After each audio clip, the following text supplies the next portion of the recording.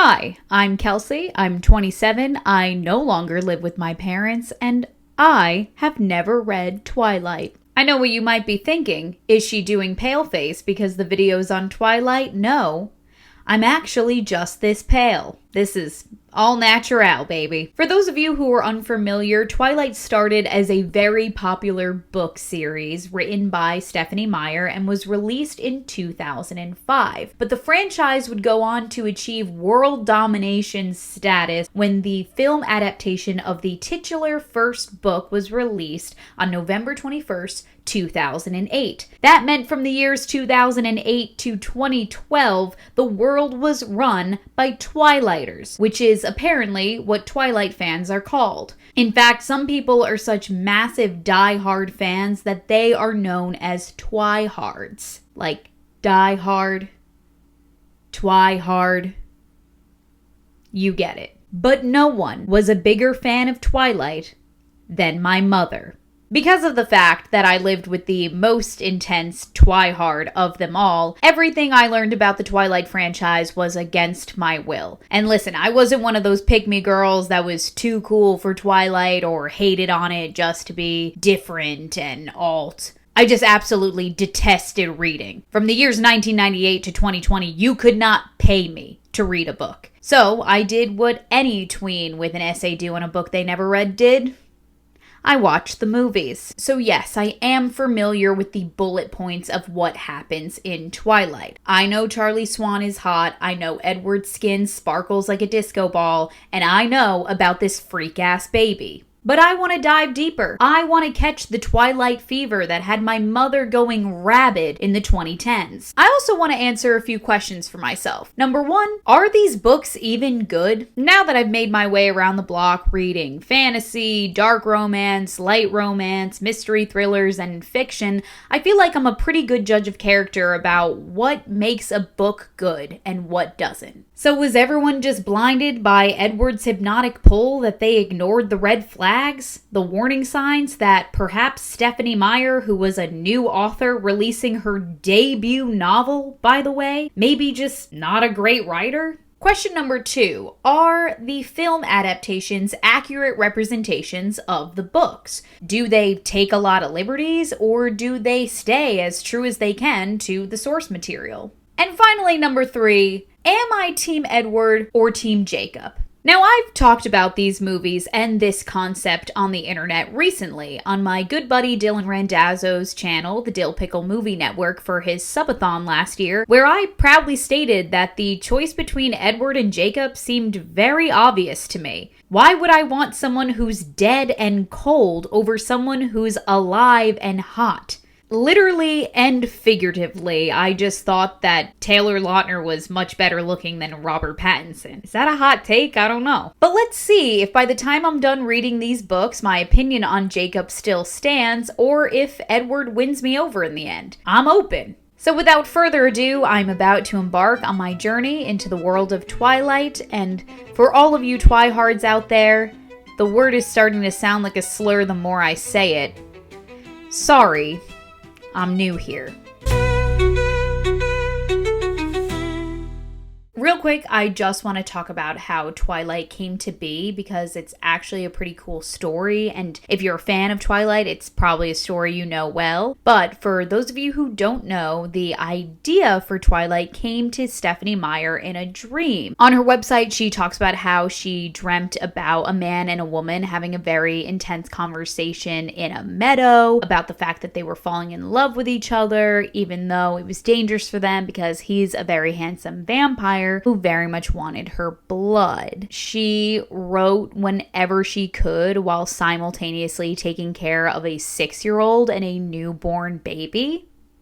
Hello? Once she finished Twilight, she started researching smaller publishing houses and literary agents that she could blindly submit it to. Once she did get a literary agent, she got a 3-book deal from the publishing house Little Brown & Co., and the rest was history. And all of this happened in a span of 6 months. Crazy. It has also been brought to my attention that Stephenie Meyer is Mormon, which really doesn't matter, but is just funny to me because one of my best friends is ex-Mormon. Shout out Sid. This is evident in the fact that she did go to Brigham Young University and she got married at the ripe age of 21. Like, if it walks like a duck and quacks like a duck, it's a fucking Mormon. It also just straight up says on her Wikipedia that she is a part of the Church of Latter-day Saints, so case closed. I've learned through my research that the author of Twilight, Stephenie Meyer, is Mormon. Yes, she is, dude.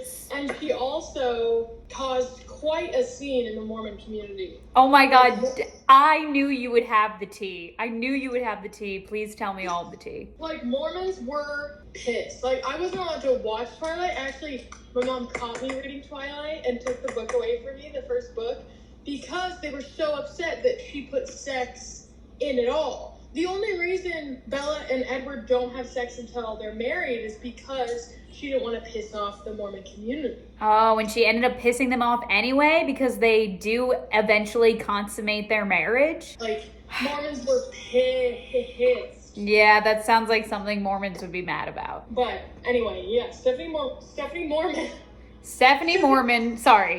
Meyer was low-key kind of blacklisted after the sex scene. Everyone was pissed. Mormons are so funny like that. I filmed you. Oh, yes, girl. Hi, divas. I didn't even do this on purpose, but Twilight just so happens to be turning 20 this year, and apparently Stephenie Meyer does something for the franchise every major anniversary. In 2015, for the 10th anniversary of Twilight, she released a gender-swapped version of it called Life and Death, and for the 15th anniversary in 2020, she released a version of Twilight that is completely from Edward's point of view called Midnight Sun. Also, although it wasn't explicitly stated that it was for the 5-year anniversary of Twilight in 2010, she released an eclipse novella called The Short Second Life of Bree Tanner. As of right now, I am committed to reading all of these books as well, as long as this project doesn't take me a million years like the last one did. I'm sure it won't, she says not confidently. As I read each book, I'm sure I will cut together some clips of my thoughts and opinions, possibly some quotes that either make me giggle or that I find really effective and other things of this nature. But first, I'm going to cut to a title page indicating that we are moving on to the next section of the video. Okay, see you soon. Bye.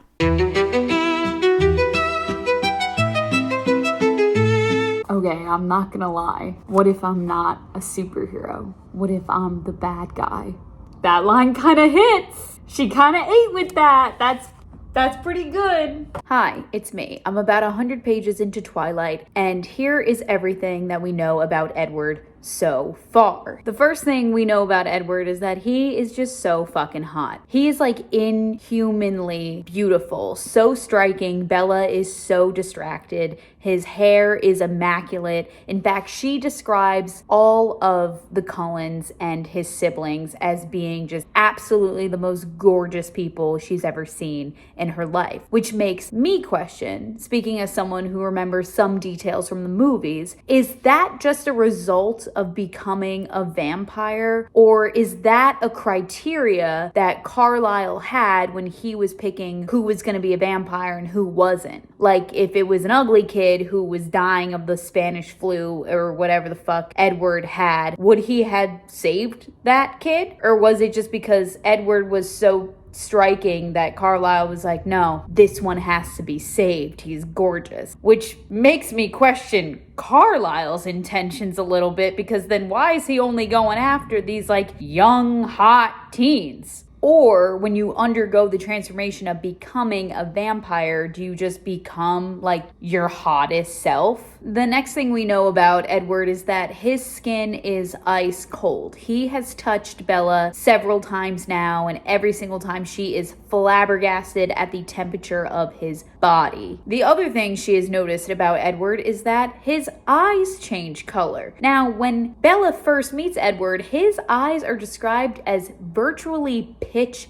black. She cannot believe how dark they are. But the next time she sees Edward, they're kind of this like golden amber color. And she even goes as far to ask him if he got colored contacts. I think is a crazy question to ask somebody, but that's just my opinion. The next thing Bella observes about Edward quite frequently is the fact that neither he nor the rest of his family eat lunch whenever they are in the cafeteria. The other thing that makes Edward and his siblings stand out a little is the fact that they're missing school a lot. And I get it, like they don't need the school. They've been alive for like ever now, and all they do is attend high school. So they're very learned people, I know that. But at what point do you stop sending your vampire teen children to public schools in America and just like register them as homeschool kids? Then you wouldn't have to jump through all the hoops of like risking the chance of people finding out what you are and the fact that you don't age. You know what I mean? And by the way, when Edward does miss school,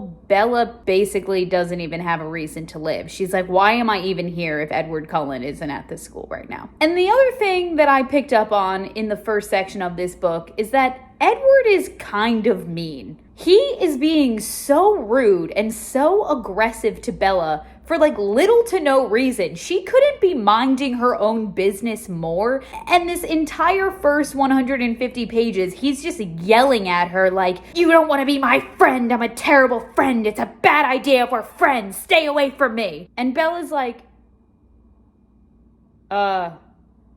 okay. And what's crazy is the fact is that he is the one that keeps inserting himself into Bella's life. He's the one that like asks her what her plans are for the weekend. He's the one that insists to drive her to Seattle so she can go to the bookstore she really wants to go to. He's the one that saves her life so she doesn't get crushed by the van. And when she asks a very simple question, which was, how did you do that? I watched you push a van and pick it up so it wouldn't crush my legs. He's like, can't you just be grateful and thank me, you little bitch? He doesn't say that, but I would just be getting whiplash if I was Bella. I'd be like, listen, I leave you alone, you get mad. I ask you questions about your life, you get mad. I'm not really seeing the appeal here, you know? Which brings me to my next point. We've only interacted with Jacob once. We met him at the beach at La Push, and he was perfectly nice. He was like, oh, I'm a fresh 15-year-old who's working on my bike. And just for that alone, let's check the leaderboard.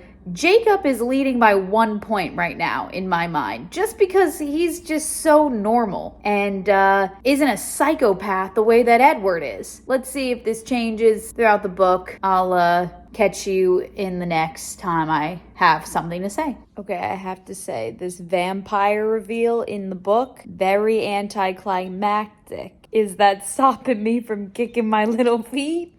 No, it's not. Edward and Bella are making me a little giddy. Oh my god, am I catching the fever? Bella and Edward, just decided that they're able to be in the same room together without him A, wanting to kill her, or B, getting mad at her for no reason, and they're already telling each other they love each other. What did you hear in my sleep last night when I was talking? And he said, you said you loved me. You knew that already. I reminded him, ducking my head. It was nice to hear just the same. I hid my face against his shoulder. I love you, I whispered. You are my life now, he answered simply. Yesterday you almost attacked her because you were so overwhelmed with her scent. Also, in the last chapter they just had a whole conversation about getting married, and I think that was an innuendo for something. Bella and Edward are simultaneously taking things very slow but very fast at the same time, and I'm not sure how I feel about it. We're getting to the tail end here. And from what I can remember, when Bella is attacked in the ballet studio in the movie, and Edward, for some reason, has to be the one to suck out the venom in her arm. In the book, Carlisle's like treating her head wound, which like I guess like only the doctor can do that, but like I feel like he can just be like hold pressure on her head wound while I suck the blood out of her hand, so it's like less dangerous for everyone involved if I just do it. Whatever. I'm gonna leave it alone. Brain, leave it alone. But in the book, Edward doesn't have a problem at all letting go of her hand and not sucking her blood, which kind of doesn't make sense because that's like the whole thing. It's like he's like, oh my god, you smell so good, and I've never been attracted to somebody's blood so much in my life. But then when he gets like the whole ass opportunity to get a taste, and he's like, yep, her blood's clean. All good here. So for being able to restrain himself and practice the art of self-control, I am giving Edward 1 point for that. We got a tie game here, folks. So I've just finished Twilight, so here are my overall thoughts. Bella as a main character is pretty pathetic. She is down bad for this man, and it's like embarrassing. If he's not around her 100% of the time, she genuinely doesn't have a will to live. She's not my favorite female protagonist because she doesn't really have any hopes, dreams, aspirations, or personality traits that don't revolve around Edward. So she's a little annoying to read about. All I know about Bella is that she loves this man, obsessed with him, and she's clumsy as hell. Yeah, and then I wrote down in my notes, it's more than a high school crush or being in love with your first boyfriend. It's something so sickeningly worse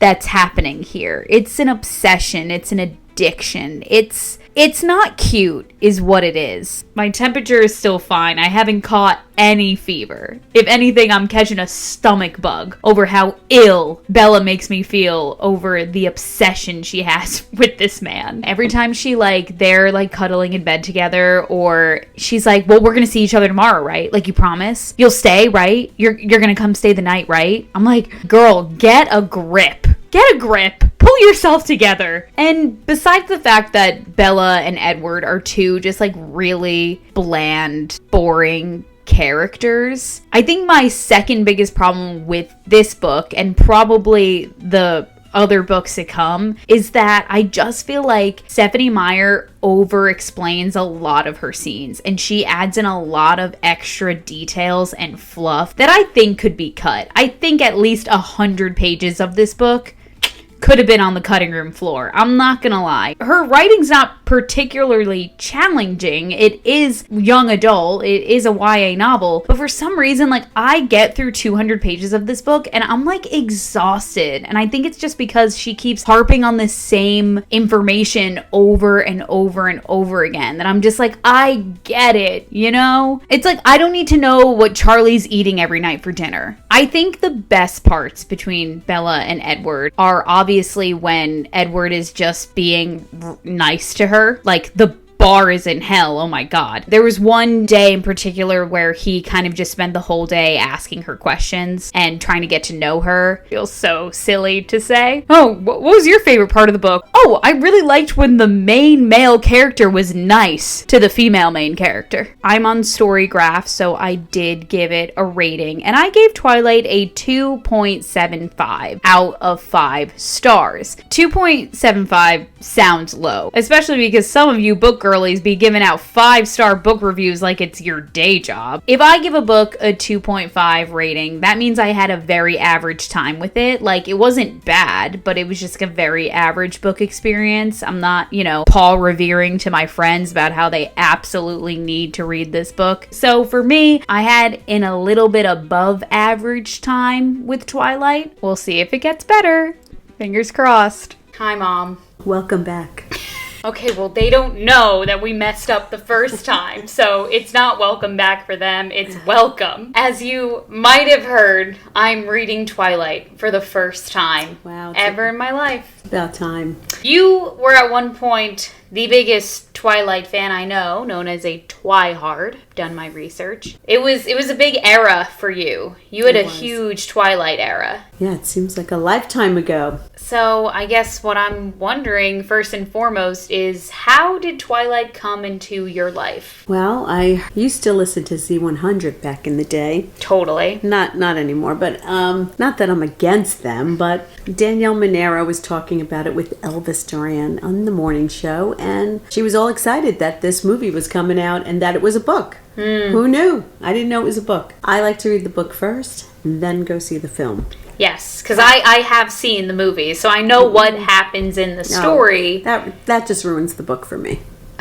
So you don't think the movies lived up to what happens in the books? No, I think the casting was great. Bella looked the way I pictured her in the book, and so did Edward. And I liked seeing it come to life on the film. I don't have a problem with that. I just like when people read the book first, because there's more detail. It's more rich. It's a young adult book series, but I loved it. There was a time where you would not stop talking about Twilight. I hope I wasn't annoying. No, well, I was young at the time, so I was like, oh my god, my mom's really into this vampire stuff. Mom, I gotta be honest about something. Like, Bella is kind of annoying. I mean, her and Edward are kind of one-dimensional. We don't know a ton about them, like, personality-wise and, like, hopes and dreams-wise, other than the fact that they're both very attracted to each other and that. But it's almost unhealthy, I find, at times. Yeah, she does lose her whole identity with him. Right. But it's a romantic love story, and she connects with him on other levels, like the fact that they're both loners, they're both awkward, they're both different. Yeah, I like that. That's a good point. You're selling me. You're selling me. So it's not just, the love at first sight stuff, but there's other things that,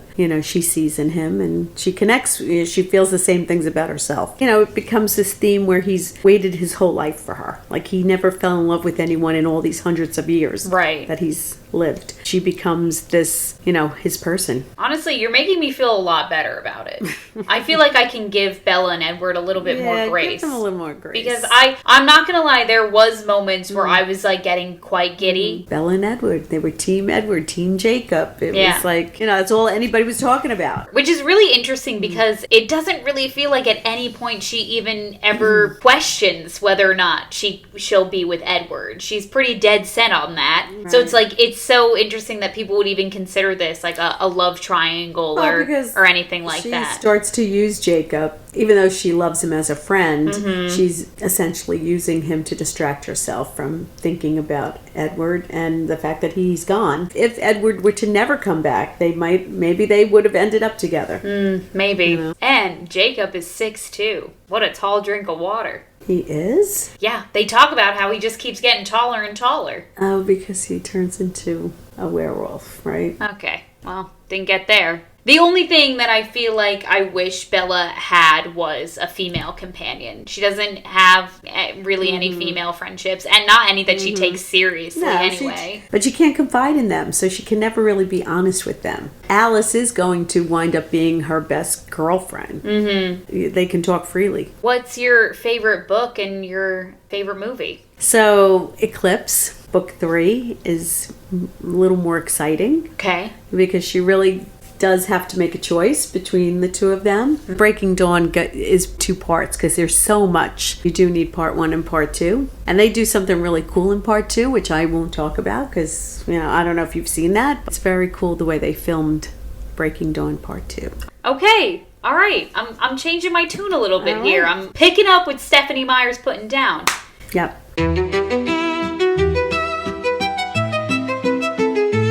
Let's talk about the movies, shall we? I also stayed up until like 3 a.m. last night finishing these movies, and then I got the weirdest sleep of my life, and now I just feel straight up crazy. So I'm gonna try to explain this as best I can. My first 2 notes are, I get why people clown this movie, and okay, dare I say this is iconic. Like, being cringe and being iconic are not mutually exclusive, and they can exist at the same time because this movie accomplishes that. that somehow. For me, the first film is the best film because of just the atmosphere and the general tone the movie takes, and the soundtrack and the music I just think is way better and more impactful than any of the other Twilight films. I really like that there was a lot of really cool stylistic choices that came with the first film. For whatever reason, they decided to reject all of those moving forward and kind of just make the rest of the films a little bit more generic. I think that a general note that I have for all 5 of these films is that Hollywood really tried to lean into the fantastical elements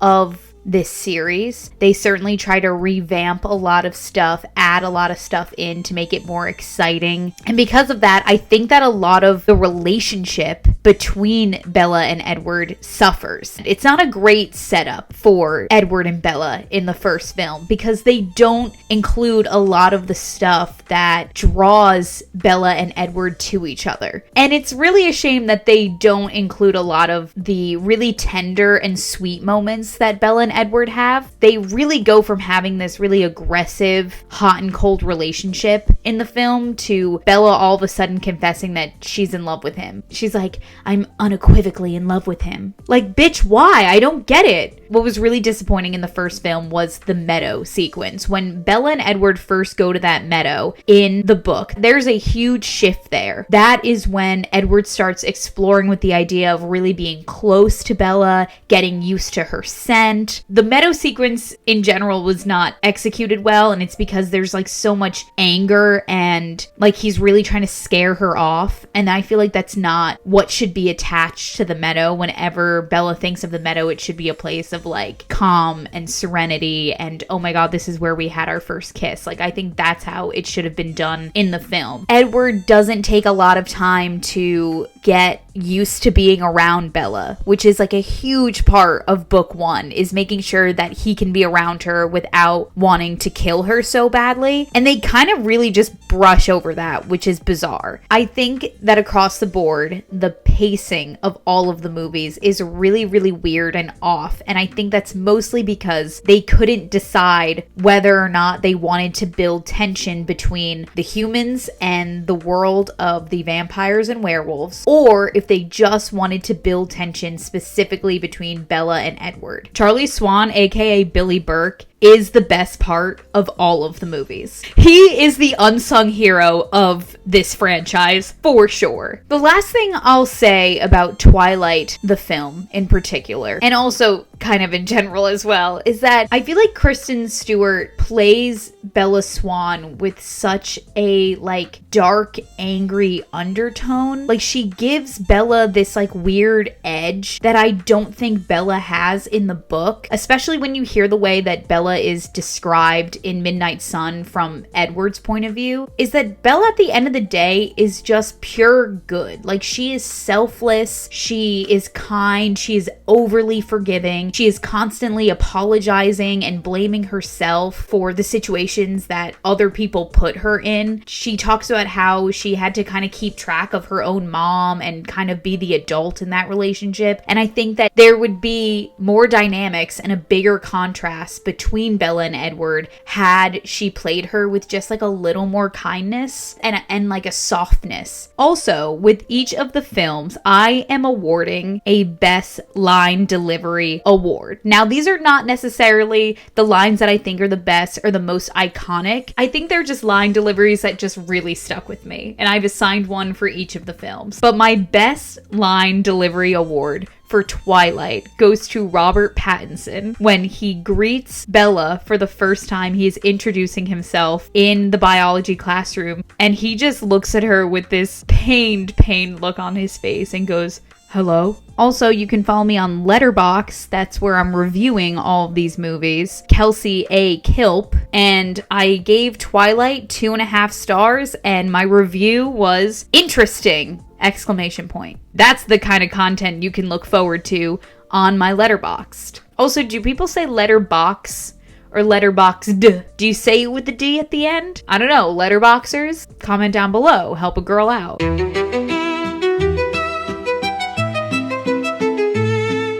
Just started started New Moon. Quick question. What do Bedward? Is there ship named Bedward? Anyway, what do Bella and Edward like about each other? Cause I'm kind of confused. Like, I mean, I guess they both like kind of like Shakespeare and the arts, and like he plays piano, but he has to like, he's like pleading with her on the way to his house that he's like, please just have a good attitude about the fact that my family's throwing you a birthday party. Like, I'm begging you. Like, they're all really excited. They all have been working on this. Please be a good sport. And she's like, I cannot believe you even thought about throwing me a birthday party on the day of my birth. Like, who does that? I just feel like the only reason why Edward is into Bella is because she presented him with a challenge that he had never experienced before, which was the fact that he cannot read her mind. So he was just naturally really infatuated with her because he was like, what is going on? Then he smells her and he's like, oh my God, this is the most heavenly scent I've ever experienced in my life. Now I just want to gobble her up. I want to eat her up. She's on the menu tonight. And then Edward's hot, and that's what attracted Bella to him. Like, all their conversations I feel like are like so tense and angry, and they don't really get along, especially during all this like birthday nonsense where Bella's like, please don't wish me a happy birthday, don't acknowledge that it's my birthday. And then they get into this whole conversation where Edward was planning on unaliving himself had Bella died in the last book at the end of Twilight 1. And she's like, no, like if the roles were reversed, like, and something happened to you, like, would you want me to off myself? And he was like, no, but like it's different. Like, how would I go on living without you? And she was like, I don't know, but you could probably figure it out because like I'm not that interesting. Like, he just like lets that comment slide. And if I was having an argument with my boyfriend and he didn't immediately follow up with all of the things that he loves about me, like, it's just like weird. Morale is not very high at the beginning of New Moon here, I'll have you know, but hopefully it gets better. I'm sorry, 1 second. Bella almost got murdered by an evil vampire in the first book. She gets a paper cut at the beginning of this book, and now all of a sudden things are different. Everything's changing. She was put in some really serious danger in the last book. They had to cross state lines to keep her safe at the end of Twilight. But the birthday party at their house where she got a paper cut, that's where we have to draw the line. That's where we feel like we have to call it quits. I don't know, just like the stakes feel like really weird and uneven right now. We just got to a section labeled October, November, okay? December, January. This girl is down bad.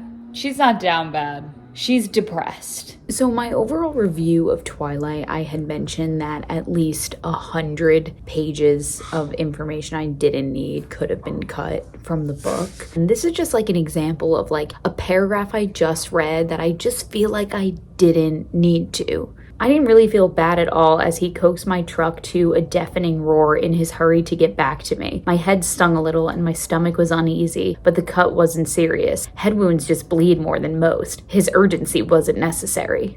I felt like I didn't need to read that. If we just cut every single paragraph that was like that, I feel like the chapters would be like a normal length. I guess her thing is maybe to have like an even 24 chapters, but that just means now because New Moon is 100 pages longer than Twilight that the chapters are now just longer because she didn't add chapters, she added pages. Weird nitpicky thing, maybe this is just me. Couple of things. Just when I thought Bella couldn't get any more irritating, she's being really selfish in this book. She continuously turns to Jacob to feel better and gets annoyed at him when he kind of has like some personal things going on. He's like, yeah, my friends are being weird and I don't know why they're all starting to hang out with Sam and it's just really bumming me out. And she's like, okay, well, can you just like go back to being happy? Because I'm depressed too and I'm depending on you to feel something other than this depression. And it's like, you selfish hoe. Jacob is nothing but nice to you. He is such a kind, caring friend. He also fully does like have like a big fat crush on her. So it's not completely innocent, but also Bella knows that, and she's continuing to like feed into it. And although she does keep saying like, I'm gonna like reset the boundaries, I'm gonna make sure that there's like a clear line in the sand here, and he just is like, well, that's cool and all, but I'm still gonna be here waiting for you to want me, which is sad. She says, don't waste your time on me. And honestly, I'm with her. That's one thing Belle and I can agree on. Do not, Jacob, you're a nice boy. Do not waste your time on Bella Swan. It's like really funny to me to think about how like werewolves and vampires only and specifically have beef with one another. Like I wonder if there's other kind of like creatures of mythology in the Twilight universe. Like, are there mermaids? Is there Bigfoot? Are there like fairies? Like, how far does the rabbit hole go? Okay, so she just figured out that Jacob is a werewolf because of this dream that she had. Everything is like so dramatic with Bella. Oh my god. There was something stuck in my throat, choking me. I tried to swallow it down, but it was lodged there, unmoving. I tried to spit it out. Werewolf, I gasped. The whole world lurched, tilting the wrong way on its axis. What kind of place was this? That's what I'm starting to wonder too, Bella. Yeah, there's a lot of iconic lines from the films, I'm realizing, that I wish came from the source material, but alas, they were embellished by Hollywood. I should have known. No hold on tight spider monkey in Twilight. And no, Bella, where have you been, Loca, in New Moon? Alas, she persisted. I don't know why this wasn't like completely and utterly obvious to me right out the gate, being that he is the chief of police. But I fear that Charlie Swan is a Republican. He's like talking about how all these volunteers and all these people are gonna go out with guns to try to shoot down the wolves that have been attacking people. And Bella's like, no, like they can't shoot the wolves. And he says, you aren't turning into a tree hugger on me, are you? Movie Charlie, he's still the chief of police, but I don't know why I just feel much better about Movie Charlie being a leftist. Book Charlie, full-blown Republican. I don't think he would vote for Donald Trump, but he's a Republican for sure. Anyway, sorry to upset everyone. Okay, I've had a lot to say in just this one chapter. I think the book started getting good again because this bitch is being so hypocritical right now upon discovering that Jacob is a werewolf. She's really like, oh my god, like these wolves might be killing people and like, I don't know if I should help him. Like my friend might be a monster.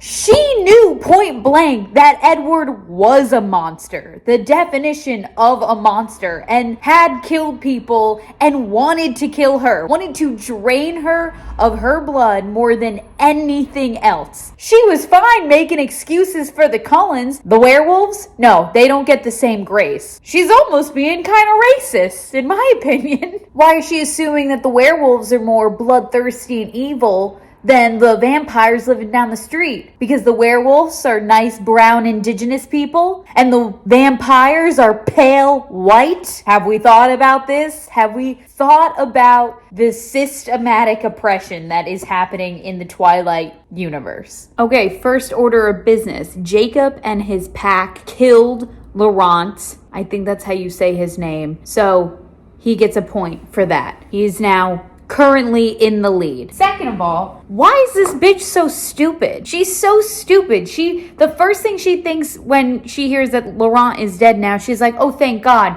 the day is saved. But it's like a complete shock to her that Victoria is still out there. Who were you just worried about the other night? Something was scratching at your window. The first thought you had was, oh my God, Victoria is here. She's coming to get me. But now all of a sudden she's like, oh right, that vampire I have to worry about. Why are you so stupid? Like, you need to keep track of the vampires who are hunting you. She needs to journal. She needs to keep a journal. She needs to keep a list. Vampires who are currently trying to kill me at this very moment. Laurent. Okay, she can scratch that name out right underneath Victoria. She needs to underline that one 3 times. Everyone around Bella can't do all of her thinking for her all the time. So Jacob is explaining to Bella how, like, transforming into a werewolf kind of works. Sometimes it happens by accident when you get really, like, upset or angry. So I'm just, like, wondering, like, is trying to like be with a werewolf the same as like trying to be with the Hulk, if you catch my drift? Picking up what I'm putting down. You know what I mean? Is it a high risk, high reward situation? Am I losing the plot? I think I might be. Hello, we have just finished New Moon, and here are my overall thoughts about it. I got to a point in New Moon where I kind of stopped like pausing to take my time to record my thoughts and feelings about it. And that's pretty much because I got really into the second half of New Moon. It started to get really exciting for me, and I feel like I got to a point where I'm like, I genuinely couldn't put it down. I'm sitting here, I haven't started Eclipse yet, and I'm genuinely so excited to start Eclipse, especially because that's the one that my mom said was her favorite book. So I'm checking my temperature. It's pretty warm. Yeah, I just think that part of the reason why I liked New Moon so much was because Edward wasn't there. And he's honestly been my least favorite part of these books. Also, once Bella got past her whole like depressive episode and started hanging out with Jacob a lot more, like I just got really into his whole lore and everything that was going on with him. Also, the way he's described in this book is like so hot.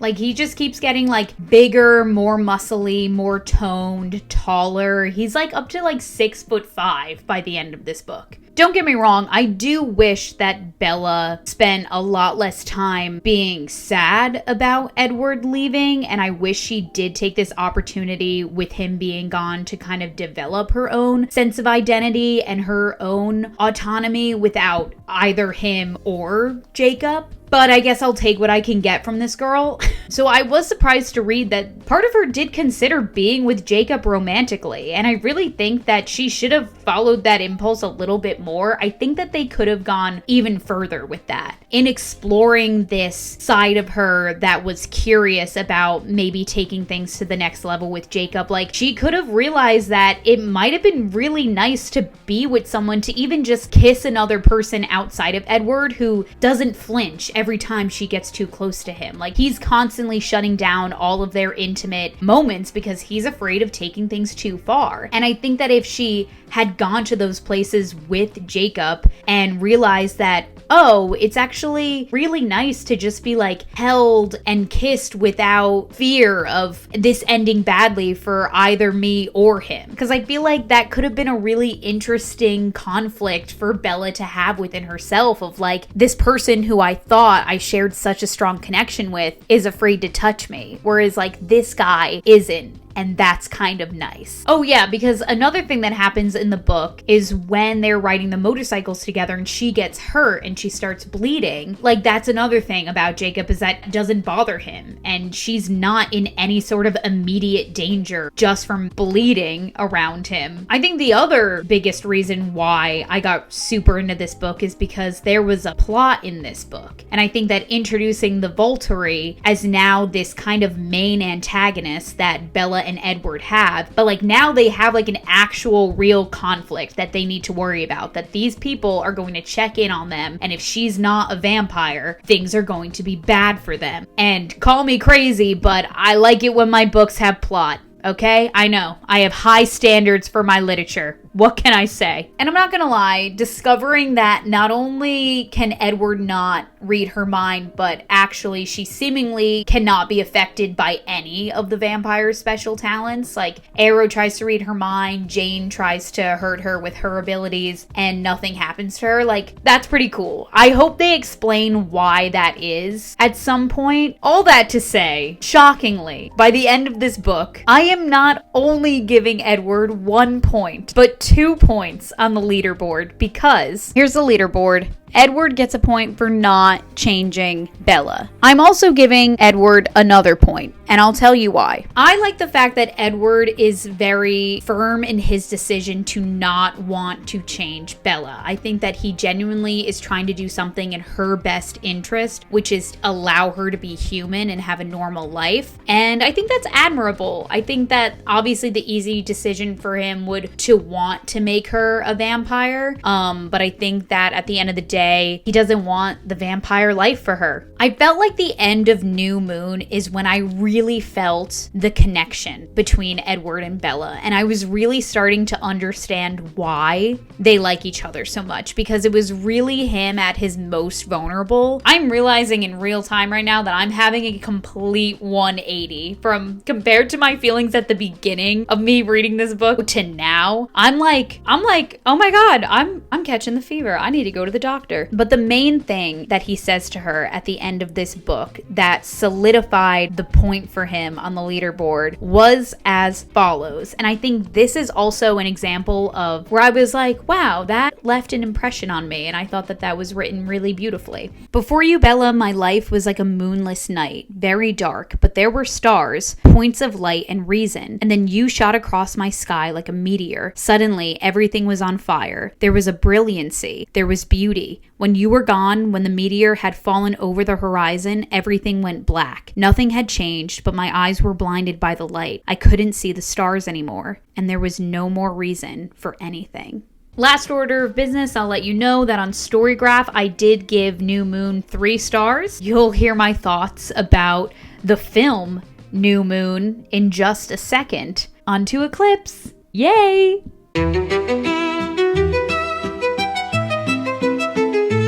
New Moon, 2009. They were really churning these bad boys out. They came out one year after another. Like I had mentioned with Twilight from 2008, all of the really interesting stylistic choices, all of that's been completely ignored and rejected and tossed out into the trash. So we're really kind of just left with this generic kind of lifeless world. And I'm not just saying that because Bella does spend a montage of this film being very depressed. The months are going by. That really sad song by Bon Iver is playing in the background. Oh, we can do it.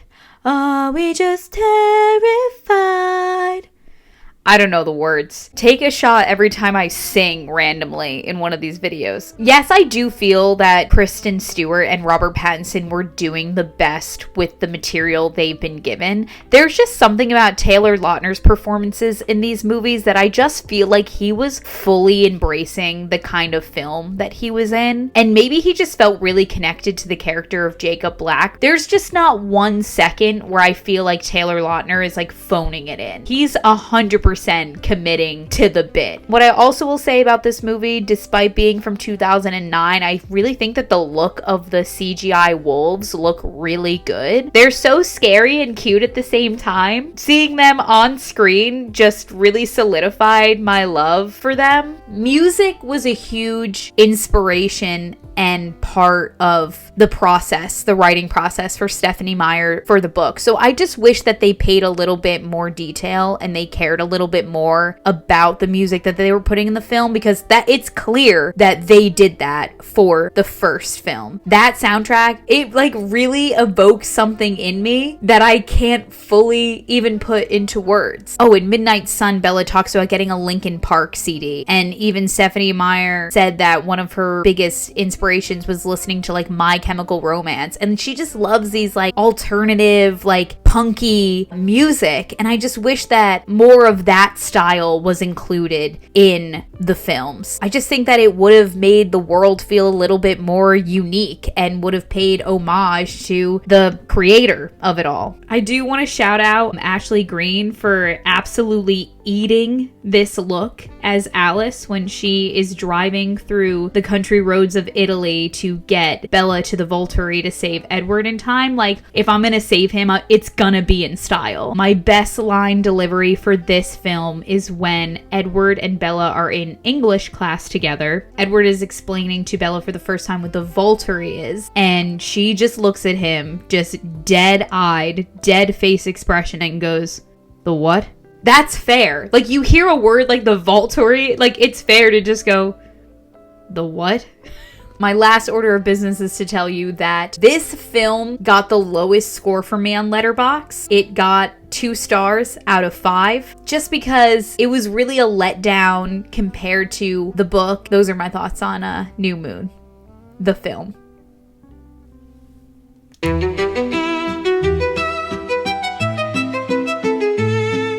started Eclipse. Once again, Bella has seemingly forgotten that a bloodthirsty vampire is after her. But what I will say is that I just had to take the time to read this because it made me roll my eyes a little bit, but like in an endearing way. This is where I think like Edward is, like, he's slowly winning me over is what I'm trying to say.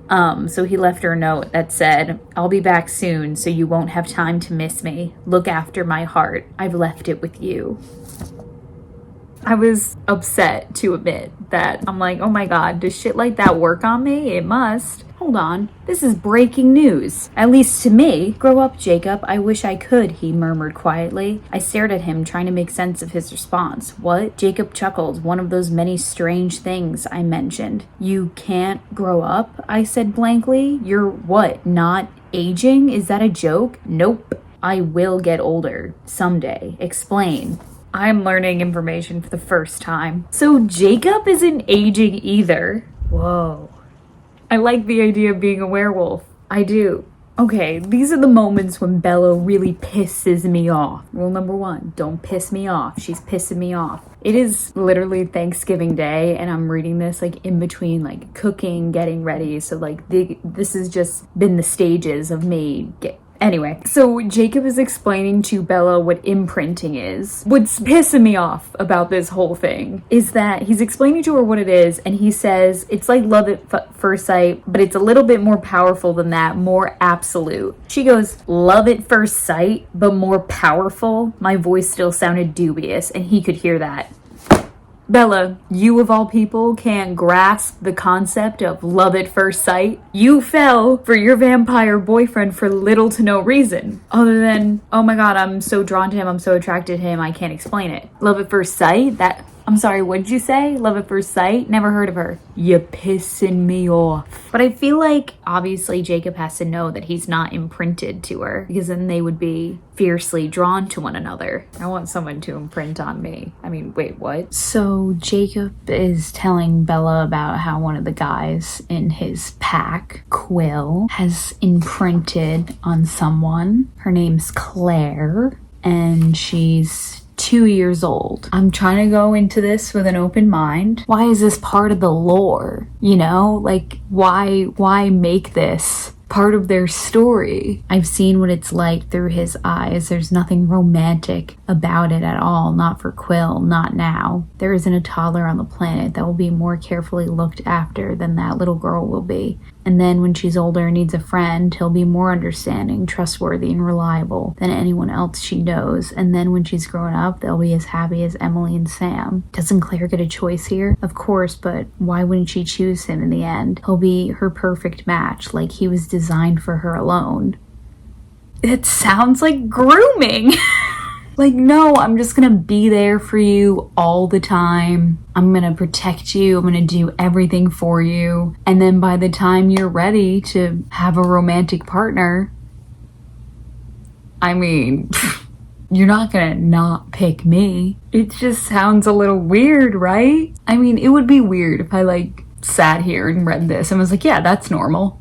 That's fine. I mean, Jacob hasn't done anything wrong, but this is the first time that I'm reading these books and I'm questioning whether or not I want to be hanging out with these werewolves. So you guys all just like read this 20 years ago and you were like, yeah, makes perfect sense.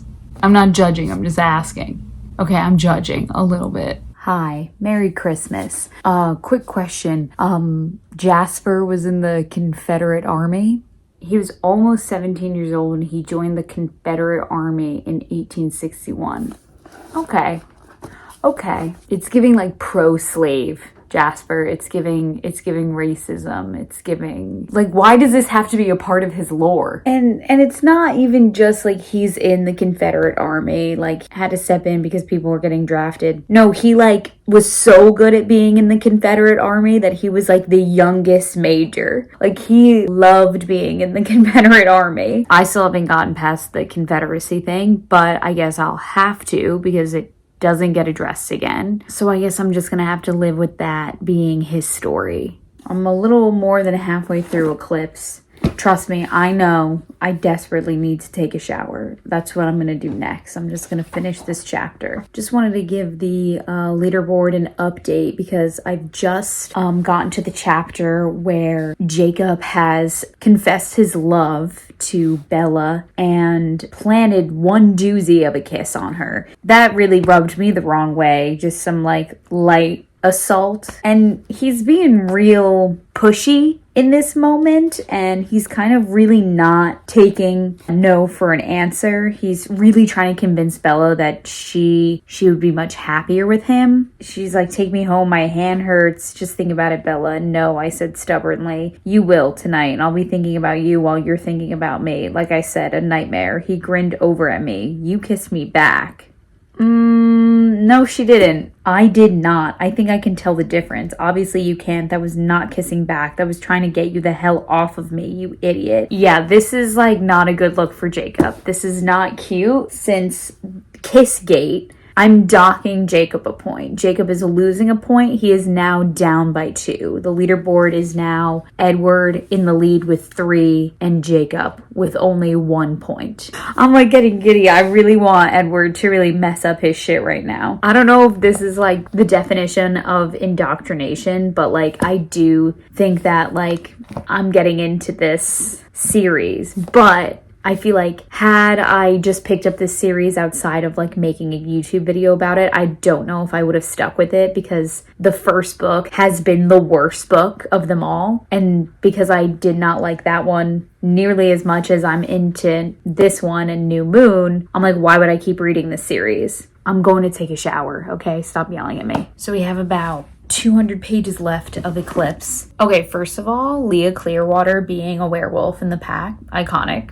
Iconic. I'm so happy that there is a female werewolf amongst the group. But I also wanted to say, really long time ago, but when they were figuring out how they were going to hide Bella's scent on the battlefield, and then they realized, oh, Jacob's scent is very potent for vampires. So as long as his scent hides hers, she'll be fine. And so now he has to like run with her through the forest with his shirt off. And I'm like, that's good stuff. I love shit like that. I love what that's doing for the dynamic between Edward, Jacob, and Bella. I love this team up between the werewolves and the vampires. Yeah, so let's just like finish this fucking book and get on to the next one, shall we?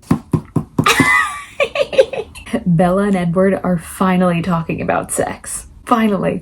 And you know what? Bella has never been more reasonable or level-headed in her life. She is trying to say to Edward, like, I want to lose my virginity before I'm a vampire, which is fair. I think she should experience sex while she is a human. Who knows what it's like for vampires? Who knows if they even do it? Edward has all of these conditions when it comes to changing Bella. He's like, I want us to be married. I want you to go to college. And I would love it if we could like wait a few years. And Bella just wants this one thing. Bella, I could kill you. Dare I say, Edward, you're only turning me on more. I'm just realizing that I don't think I built my bed very well. This has been untouched territory. We have not gone anywhere near this territory, and we are getting into the crux of what it could be like for Bella and Edward to have sex. We're making moves here. Oh my god, I never thought I would feel this way about Edward. This is like gross. Fuck. He's proposing in, in an official way. That was good. That was good. That was a good chapter.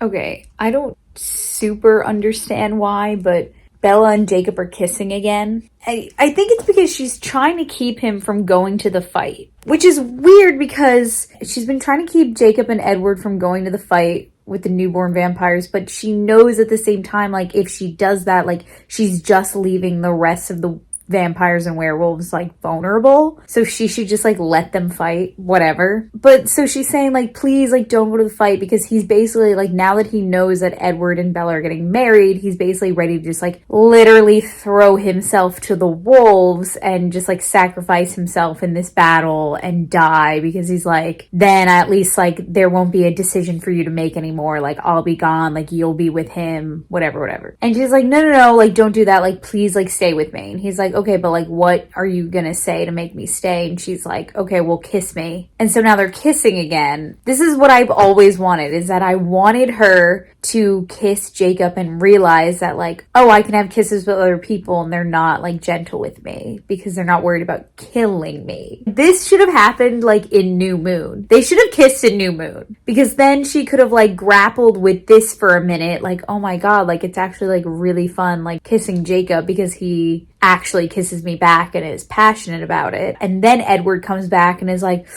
oh, Jacob and I just had this whirlwind romance while he was gone and I was depressed. And now he's back in my life and obviously I love him, want to be with him, but like now I'm conflicted. And then that I feel like could have made a better story. This kiss just feels like so meaningless and like such like a Hail Mary. I know she's picking Edward in the end. Like she was never ever going to pick Jacob. And so this just feels weird, and it feels like so uncomfortable, like reading about her like kissing this guy and she's really not into it, and it's just like really weird. Despite him threatening Bella with suicide in order to get her to kiss him, I'm having a really hard time with Bella and Jacob having this like goodbye moment together. Like they're realizing that like she's officially choosing Edward and that, you know, their friendship is never going to be the same again. And I'm sorry, like I'm eating this up. I am eating this up because he said, he's like a drug for you, Bella. I see that you can't live without him. It's too late, but I would have been healthier for you. Not a drug.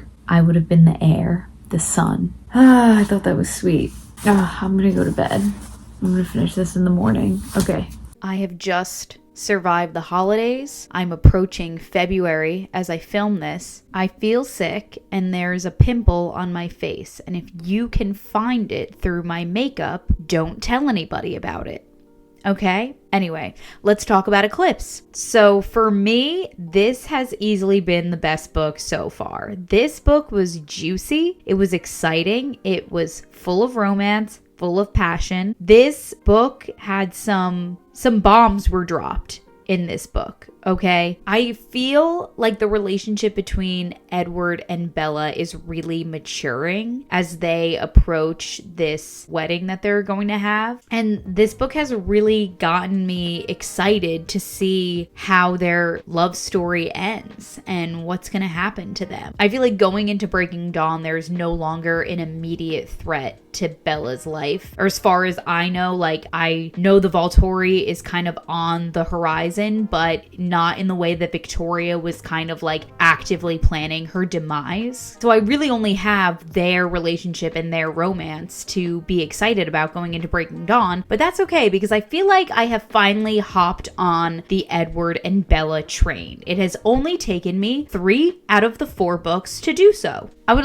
also like to take some time to talk about Jacob because there was a lot with Jacob in this book, okay? Not only did Jacob finally confess his feelings for Bella in this book, Bella also admitted that she also has seen Jacob as someone who's more than a friend to her. And if Edward had not been in her life, she could have pictured a life where her and Jacob ended up together, which was fascinating. I had no idea that she ever felt that way. I just wish that Stephanie Meyer had crafted this love triangle in a way where Jacob might have gotten a fair shot. It really doesn't seem like he gets a fair shot in these books, you know? By the time him and Bella are kissing, she's already promised herself to Edward for life, for eternity, for the rest of her immortal existence. What I will say about Jacob is that he does have a really mature moment at the end of the book where he lets Bella go and he pretty much concedes that it wasn't in the cards for them. It's not meant to be. And he lets her go be with her one true love, which is Edward. So I'm glad that he finally was able to mature a little bit. And so he does gain 1 point on the leaderboard. I also realized that I can't fault Jacob too much for truly acting like the teenager that he actually is. I know physically he does say that he's about 25 years old, but mentally, like, he still is the youngest one out of the three of them, and he acts like a true 17-year-old. And I just love that there's a lot of moments in these books where, like, Jacob is going off in some teenage tangent, and Edward is like, step aside, son, the adults are talking now. Werewolves and vampires aside, they are all but just teenagers, which is insane. What was also interesting about this book is that it was the first book that I found myself almost wishing that there were other points of view and that our narrator wasn't always Bella. We don't get to see any of the main action of this book, which is the fight between the Cullens and the newborn vampires. So I just wish, like, we almost kind of jumped around to different people. Perhaps we had a chapter in Alice's point of view, in Jacob's point of view when he joins the battlefield. I thought, like, that could have been more interesting because we kind of only hear about what's going on the battlefield through Edward, and that's where we got a lot of our information. This book is just what Edward is kind of regurgitating to Bella between him reading the minds of the werewolves and what they're thinking and talking about, and him seeing what's going on the battlefield. I just feel like a stronger choice might have been putting us, the reader, like, right into the action to, like, see what was going on. Eclipse has gotten my highest rating on Storygraph so far. I've given it a 3.5 stars out of 5. That being said, it was the most exciting book so far. It was the most we got between Bella and Edward's relationship, between Bella and Jacob's relationship. I hope I said everything I wanted to say. I think I did. Oh, when Edward wanted to go right at it with Bella in the meadow, that was hot. That was hot. That's all I have to say about that. Okay, now I've said all I wanted to say about Eclipse. Okay, bye. One thing that I forgot to mention from the very top of all of my film reviews is the fact that for whatever reason, Edward is wearing an armband throughout all of these movies. I'm like, why is he wearing an armband? Here's what I think my biggest note is for the film Eclipse. I think that it would have been a stronger and cooler choice if they made the mystery behind who was building the newborn army a mystery. Like, I appreciate that the film kind of showed us what was going on in Seattle, and we were seeing, like, points of view from Riley's perspective and what he was doing, and I appreciate them making the choice to kind of take us, the audience, to all of that as well. What I didn't need was including Victoria. Like, I think, like, that could have been a reveal in Act 3, like, right at the end. Also, I'm pretty sure Kristen Stewart is wearing a wig throughout the duration of this film, and it was distracting. As someone who is trying so hard to be Team Edward, I was once again let down with how they executed his character in this film, because Edward is supposed to take a lot of issue with the fact that Jasper essentially wants to use Bella as bait for the newborn army. In the film, that conversation never happens. Like, she's literally, like, leaving her blood in the forest for them to track her. And I just feel like that's another moment where, like, Edward could have expressed, like, his care and concern. Also, another character that I've been kind of let down by in the films has been Alice, because Alice and Bella are genuinely supposed to be friends. They're supposed to have a relationship outside of her relationship with Edward. And because the way that Alice and Bella are written on the screen, it just feels like Bella is only kind of tolerating Alice because she's the closest sibling with Edward. That's kind of a shame, because that's not how it's supposed to be. They're supposed to be gal pals. I don't know what character is getting the proper development in these films. Seemingly none of them. Also, my favorite line from Eclipse, the book, Bella, I could kill you, and he doesn't say that in the film, and I felt robbed. I would trade Hold On Tight Spider Monkey for Bella, I could kill you in a heartbeat. Also, Seth's so cute, little baby Seth, so cute in this film. Leah Clearwater, boss ass bitch. I'm a Leah Clearwater stan, I'll say it. The best line delivery award goes to Taylor Lautner when he finds out that Bella is going to be changed potentially, like, right after graduation, and he says, Bella, they're not even alive. And I audibly said, and speak on that. And speak on that. Like, he's right for that. And it just felt really real and raw in that moment. And something that I feel like no one else has had the guts to say to Bella. I gave Eclipse 2.5 stars on Letterboxd, just so you know.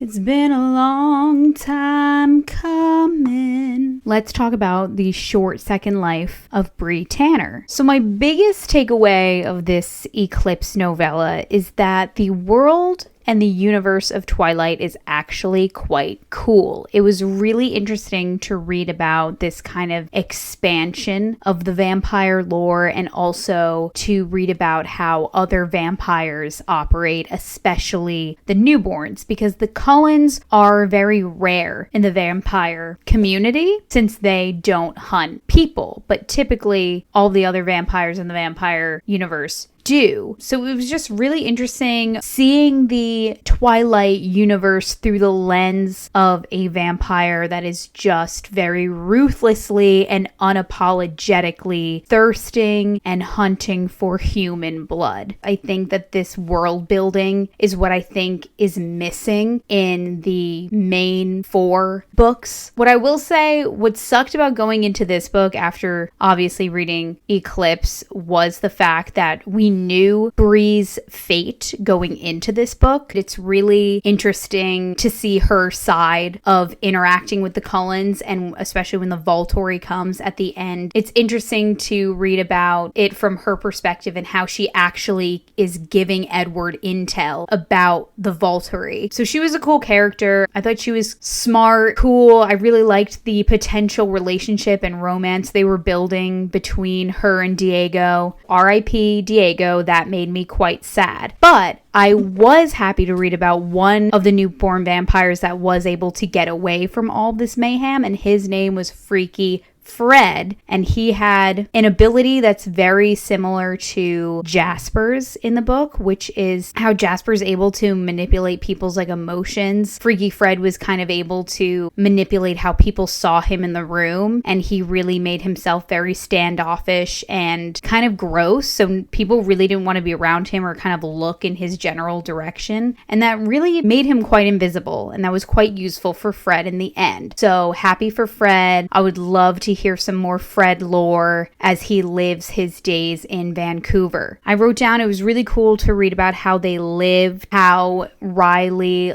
made up this lie about what would happen to them in the sun so that it was another way that he could control all the newborn vampires. It was just a good way to like kind of keep them in check because they were really quite a difficult bunch. The newborns in this book had talked about how different people's blood kind of tasted. So if you were like a junkie, your blood, tasted like the drugs that you kind of filled your body with. Right before the battle that Riley is preparing the newborn vampires for, he lets them kind of take down an entire cruise ship. No, it's a ferry boat. And that was really brutal to read about. Oh, I gave it a 3.5 out of 5. That's my review for the short second life of Bree Tanner. It was good. I liked it.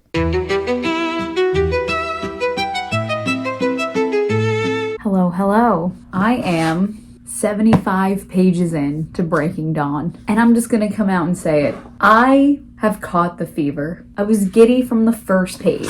Book 1, Bella, I'm nervous and I'm excited, and to be fair, Jacob is right for having a little freak out at the wedding. Like, he heard that they were going to be consummating their marriage while Bella is still a human, and it's like, that is concerning. That is concerning. He would be a bad friend if he didn't have some concerns. The vampire evil babies. I feel like, that was probably lore that could have come up in like book 1 or book 2 if Stephanie Meyer was better at building a complete like vampire universe. So Bella's pregnant. She keeps referring to this like young boy in her dreams that she feels like she has to protect from the Volturi, and she even just said like a tiny Edward in my arms, and I'm like, Bella Swan would be an annoying ass boy mom who would be like, no one's good enough for my son. Like, that's just the vibe she gives, and I'm not sorry to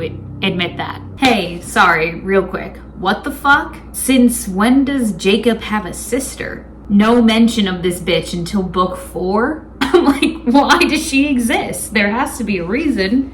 Maybe there's not. Okay. So Jake has gone to talk to Quill, who is hanging out with Claire, who is a toddler. Sorry, I'm just trying to wrap my head around all of it. Once Claire sees Jacob, she screams, Uncle Jay. And it's like all fine and dandy until one day Quill and Claire are gonna be sitting in a tree. Kissing. If you want them to end up together, I just feel like, would it kill her to have made the whole imprinting thing happen when like both parties were of legal like age of consent? I hate it. I hate that like Stephanie Meyer's making me read about this. First order of business is that I do want to update the leaderboard, which means I have to go grab my computer. We've gotten a lot more insight to what it's like being Jacob Black. We've gotten a lot more lore when it comes to like the wolves and his companions, especially with Leah Clearwater and this ultimate sacrifice that Jacob's had to make going against his pack. Oh, hey Soleil. Love you, bestie. Recently, he made a pact basically with Edward. They're making a new treaty that will allow the Cullens to save Bella by any means necessary, aka making her a vampire, because that's what she wanted to do anyway. As much as it kills Jacob, he does it. He commits to renegotiating the treaty. And so for making all kinds of sacrifices for Bella and Edward and for being there for them relentlessly throughout this book, he gets a point, bringing the leaderboard to 3 for Edward, 2 for Jacob. He's also being really nice to Leah. And now that we know what's been going on between like Leah Clearwater and how hard it's been for her to be a part of the pack, not only as the only girl werewolf in the history of ever, but being a member of a pack that your ex-boyfriend leads and now you have to listen to, you hear each other's thoughts all the time. She's just got this like rage inside of her that makes her a bummer to be around. And I'm like, girl has a lot to be angry about. Her questioning her like femininity and like who she is and like why she feels like no one's gonna want to imprint on her and like how she feels that no one's gonna want to be in a relationship with her because she feels like something's wrong with her. It just like, it speaks upon like femininity in such an interesting way, because now that she's lost her ability to get pregnant, she feels like undesirable in her community. And I think that speaks to women who either can't get pregnant themselves or maybe don't want to be pregnant, maybe don't want to have kids. I feel like that's like a metaphor for that. But then I also felt like this whole like werewolf transformation and how it's been altering Leah's body is almost like low-key a metaphor for like transness. But I think that's just another way of looking at it today, reading it in 2026. Yeah, this wind is crazy. Go ahead.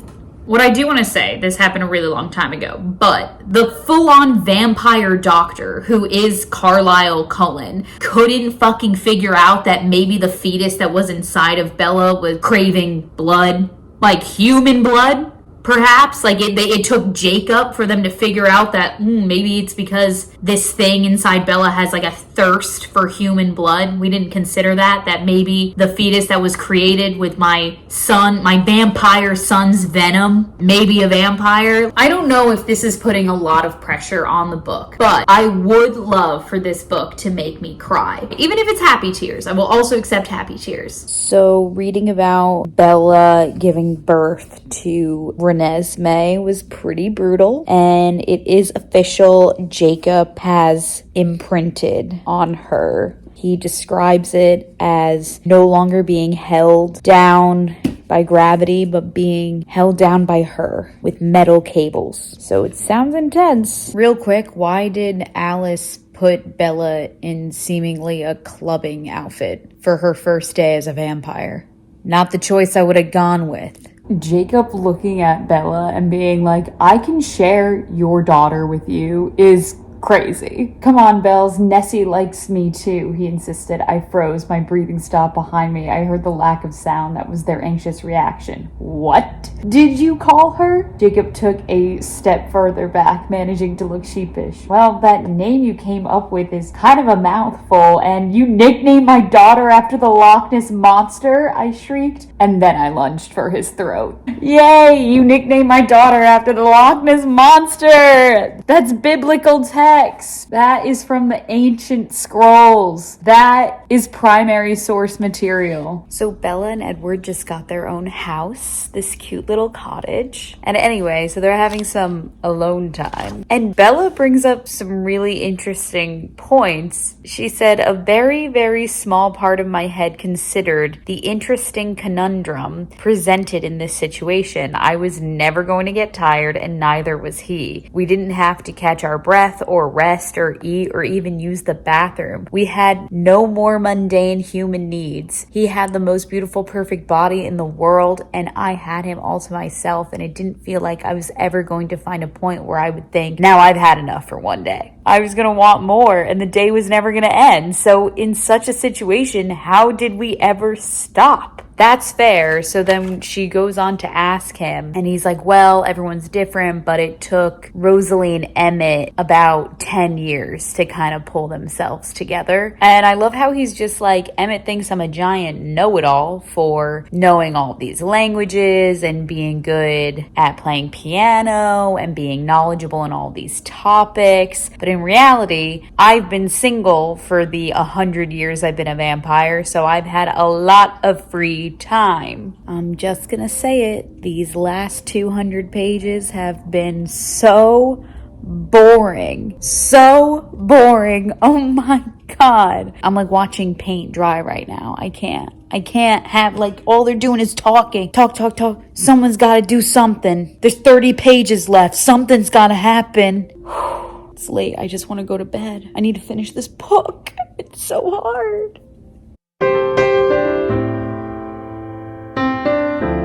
Let's talk about Breaking Dawn. What a very underwhelming ending. I think at the end of the day, this book in particular and the series as a whole is structured kind of weird. But this book in particular, for sure. I don't know if this should have happened at the end of Eclipse or if there's another book before the grand finale of this story. But what I will say is that I think it would have been a lot more interesting if Bella and Edward got married, went on their honeymoon, and then went through the whole trauma of her giving birth and then having to turn into a vampire / almost dying at the end of a book, so that you are locked in. What a cliffhanger. Oh my God, what's going to happen to her? Because then you can spend an entire separate book exploring what the first year is of Bella as a vampire. Unless you read The Short Second Life of Bree Tanner, you actually have no idea what it's like to be a newborn vampire. Every other vampire character, it happens for them in the past, and we only get bits and pieces. And I think that it's a cool enough concept to explore in an entire book. We also get to explore Renesmee in an entire book, you know, and that whole conflict with the Volturi is really what kind of becomes the conflict in Breaking Dawn. But I guess for the most part, the conflict in Breaking Dawn is the fact that Bella is pregnant and that no one knows what's going to happen to her, because as far as the Cullens know, like, this is unprecedented, a human becoming pregnant with a half vampire, half human baby. Because listen, I really think I could have sat through an entire book that just focused on the real true beginning of Bella and Edward's love story. The fact that she finally becomes a vampire, they can finally start exploring this side of her, and Edward can finally start, you know, being fully himself around her. She's not fragile anymore. They finally smash. It's a fade to black, but I don't know what else I was expecting, to be honest. Is it weird if I say I'm slightly disappointed? I think that is weird to say. But the last 200 pages of this book are so fucking boring because it's just a bunch of people standing around and talking. The Cullens and the werewolves and everyone else who join them to help them defend themselves against the Volturi are just like, it's fine. See, Renesmee's growing up and she's not going to be a killer killer baby, like one of those killer babies we once had. And they're like, that may be true, but should we kill them anyway? And the rest of the Volturi is like, yes, let's do it. And Arrow's just like, I don't know. Should we? And it's just like there's no final battle. There's no exciting, epic conclusion. There's no climax, really. Stephenie Meyer really does have a knack for making what should be the most exciting and interesting parts of a book really boring. And I think it's because she's really a romance author first, and maybe a fantasy author like second, or maybe third or fourth, because she has such great ideas around this world, but then when it comes to like really exciting moments, like she strays away from making the obvious choice, which is sometimes the correct choice. Just make a choice. I was just like, make a choice, make a single choice, and she made no choices. And also no epilogue about, Jacob and Renesmee when they grow up and like are able to now have a romantic relationship. All in all, coming off of Eclipse, I had a lot of expectations for this book, and I don't think many were met, even though Charlie meeting Renesmee, or Nessie, if you will, was very sweet. It was not enough to make me well up or shed a tear or anything like that. And I'm really happy that Charlie was able to stay not only in Bella's life, but now also in Renesmee's life, because that man was just born to be a grandpa. He was born to be Pop. That's Granddaddy Swan to you, okay? At the end of the day, I gave Breaking Dawn 3 out of 5 stars. Not as good as Eclipse and The Short Second Life of Bree Tanner, but what are you gonna do? Now I'm off to read Midnight Sun and Life and Death.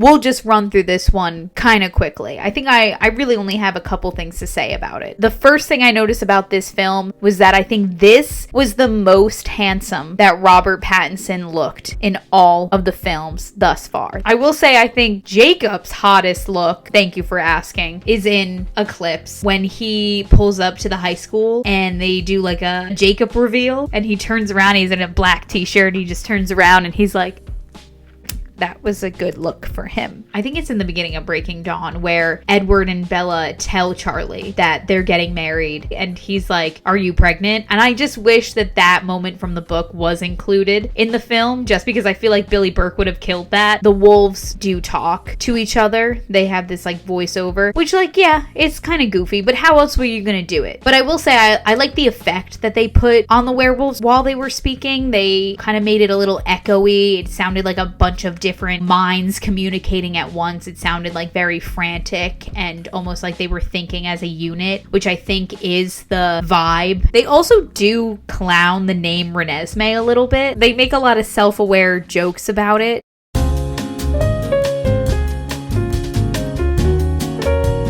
The last comment I'm going to make about Breaking Dawn Part 1 is that I wish was, first of all, I didn't need the animation of like the venom moving in her body. I thought that was like kind of on the nose. They show shots of her body healing itself. So her color comes back to her face, or I guess she gets like pale because she's turning into a vampire. Her hair gets longer and fuller. She's not as thin anymore. She gets a little bit more meat on her bones. And I wish they didn't show any of that. Like I really wish they just zoomed in on her face and then had her eyes open. It's like, ooh, that would have given me chills. Yeah, one of my other notes I wrote down was live, laugh, love Seth Clearwater, because he did get the best line delivery in this film, which was when he is trying to convince Jacob to let him help Jacob protect the Cullens right after Jacob has removed himself from Sam's pack. And Jacob's like, no, I'm doing this alone. And Seth just goes, great, and I've got your back. On Letterboxd, I also gave this film 2.5 stars, just because all the exciting stuff happens in part 2. It was fine, and that's what I'll say about it.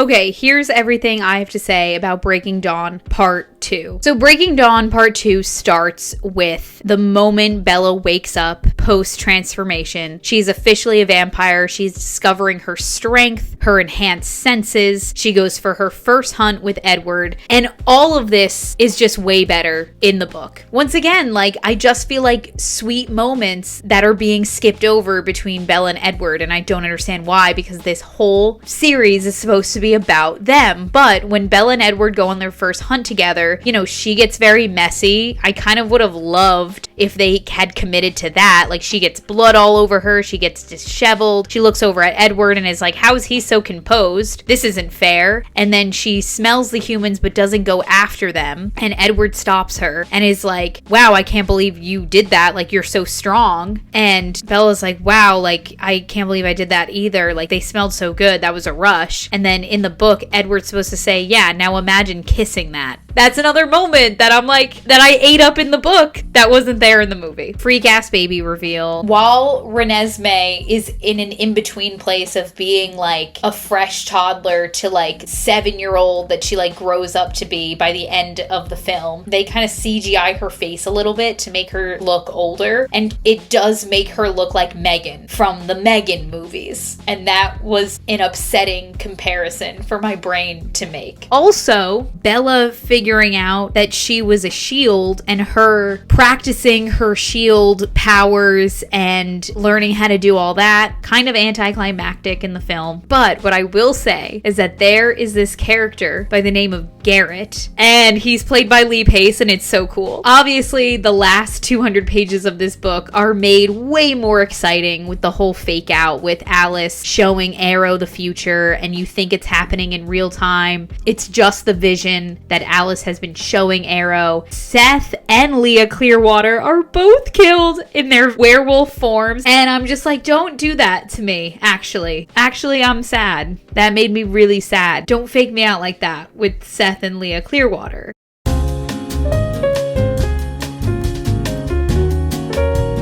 The ending of this film and the ending of this whole franchise and series made me a little emotional. And it just made me think about like all the girlies who were like got dressed up to go to the theaters together and just relished in like the girlhood of it all. The best line delivery award goes to Billy Burke. He was meeting Renesmee for the first time and grappling with the fact that her name is just so fucking crazy. And he just so brilliantly said Renesmee.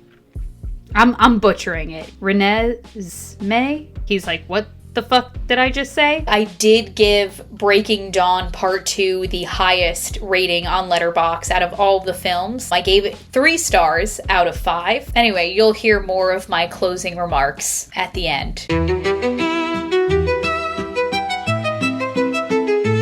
He was sunshine, I was midnight sun.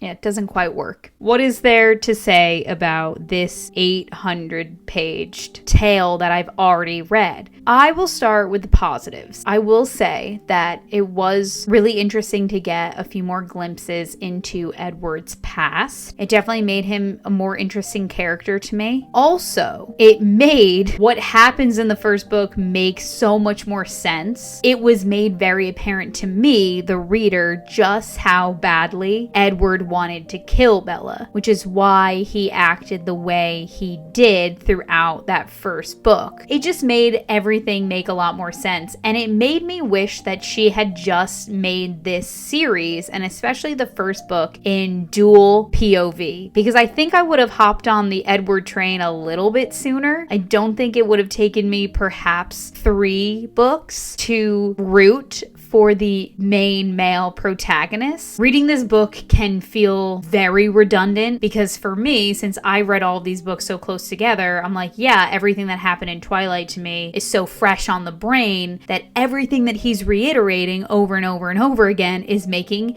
me want to die because I'm like, I know this. And also, how many times was he going to get mad about the fact that she said she thinks that she cares for him more than he cares for her? Like, all he did was like get mad at that internally. He was like, how could she say this? But then proceeded not to do anything to show or prove her wrong. And I think for me, now I'm gonna hold your hand with you when I say this. As a dedicated Taylor Swift fan, for me, the best analogy I can make reading this book felt a lot like listening to a Taylor's version album, because sure, you got a lot more content, and that's really fun for like the die-hard fans, and definitely adds more to the lore of like the Taylor Swift fandom and universe, the TSCU, if you will. Outsiders and people who aren't as dedicated to the craft of being a Swiftie might be like, now why did she have to do that? Why did she have to include that song that wasn't very good? Because for me, of course, I'm eating it up. I love it. But for other people, they're like, now maybe that song was left off the original album to begin with. And that is how I feel about this book. It's like, maybe this one didn't really have to be written, but I feel like really die-hard Twilight girlies would obviously eat this book up, and I'm happy for them. I just don't think it was for me, a casual observer of the Twilight fandom. You know what I mean? Did I explain that well? Anyway, I gave Midnight Sun 2.5 stars out of 5, just because it reminded me of the same feeling and all the thoughts and opinions I had when I read Twilight the first time in Bella's point of view. All right, let's read Life and Death,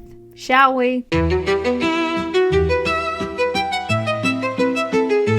Life and Death, a Twilight, what is it called? Life and Death, Twilight Reimagined. This is a gender-swapped version of the first book, starring Beaufort Swan, and Edith Cullen. Now, I've virtually just got finished reading Midnight Sun, and then I jumped right back into the same story again, but just like a little bit different. And I'm starting to really feel that Twilight fatigue for sure. So it's not this book's fault that I didn't love it. I think I'm very ready to have this franchise behind me for good. So let's talk about it. If you haven't read Life and Death, I will be spoiling the end for you because it does end differently. Beau and Edith's story is wrapped up in one book. But before we even get to the ending, I want to talk about the fact that this woman not only has an afterword, but a forward.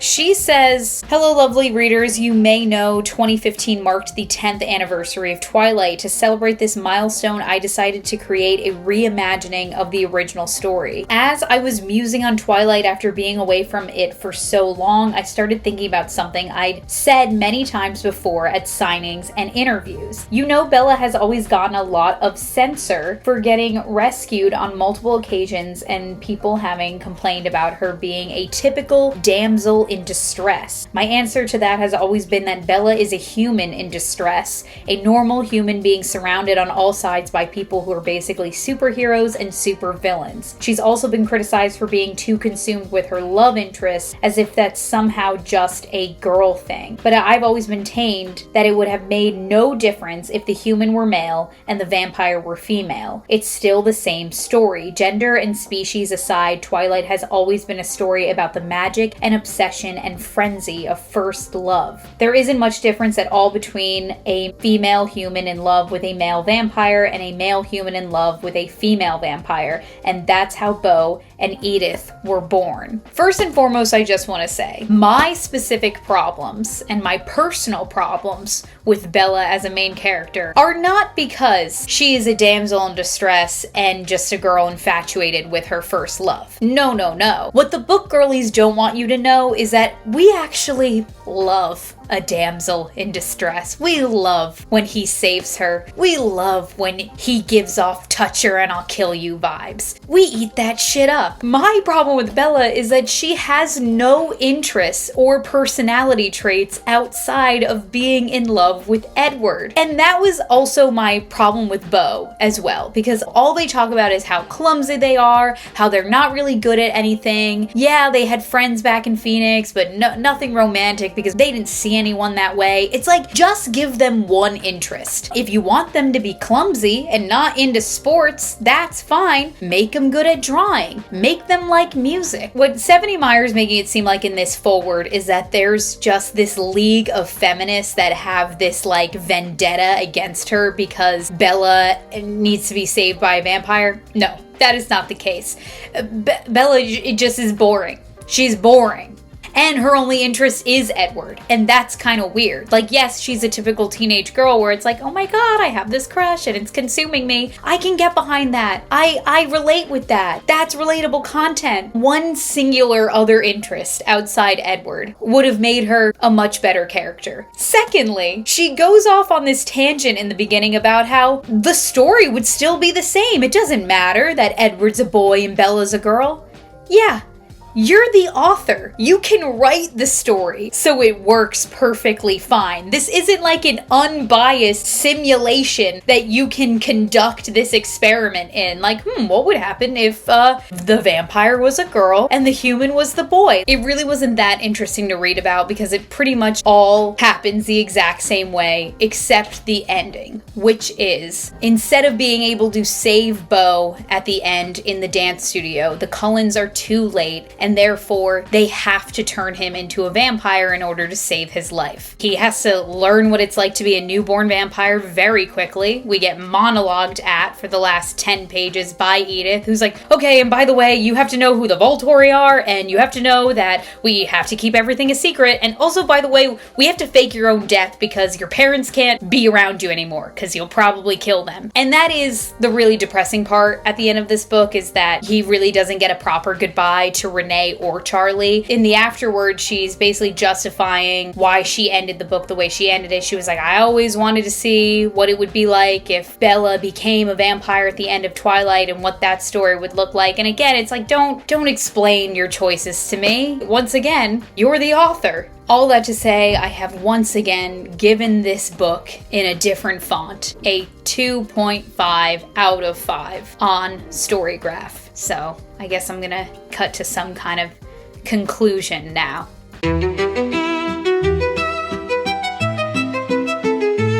So, what did we learn? What was the point of all of this? To be clear, I am dressed up as Edward.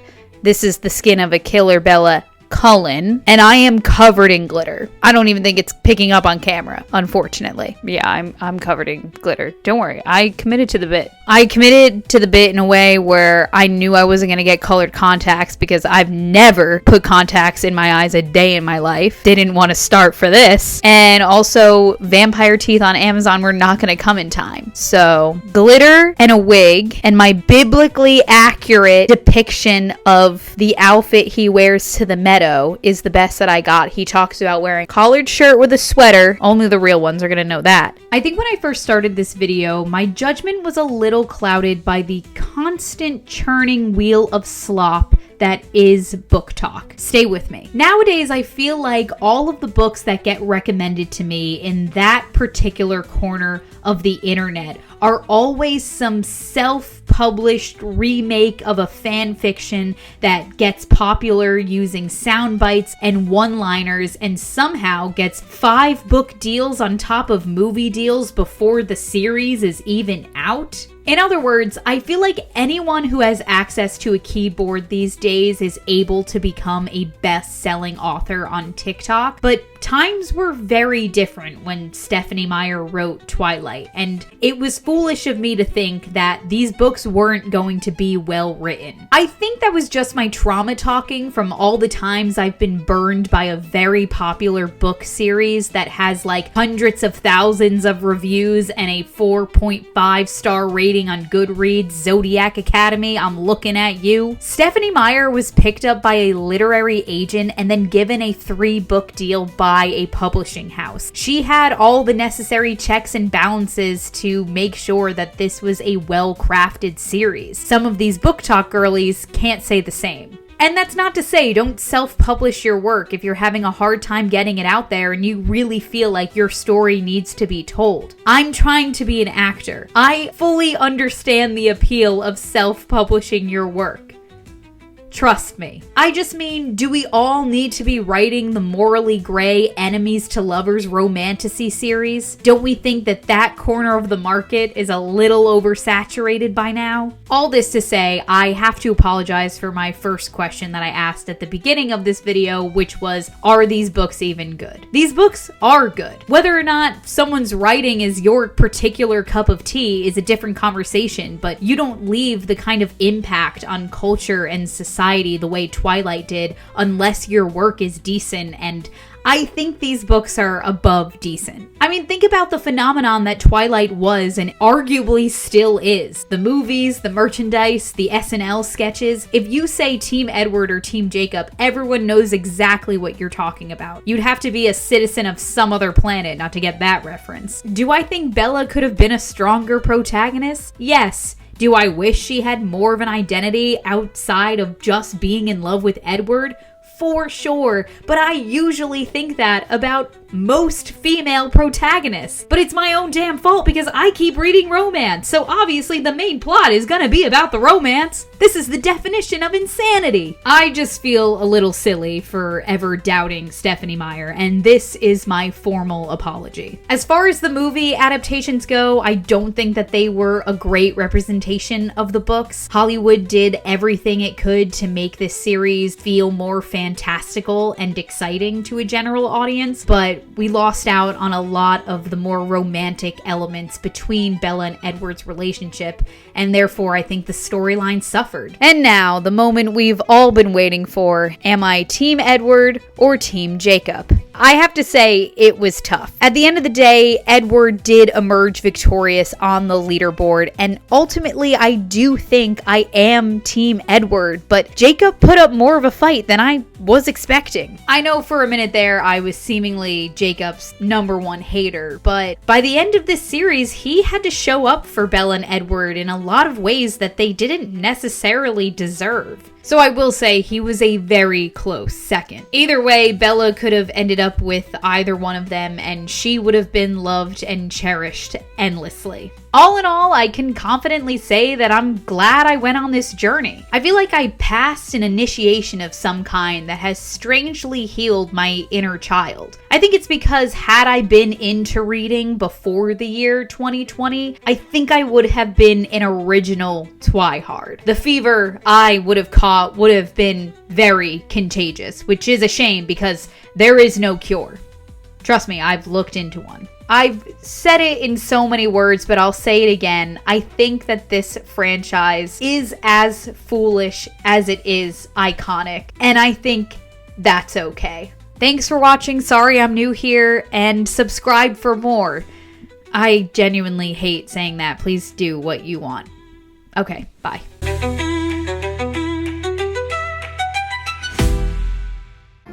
Mom, what are you watching? Breaking Dawn.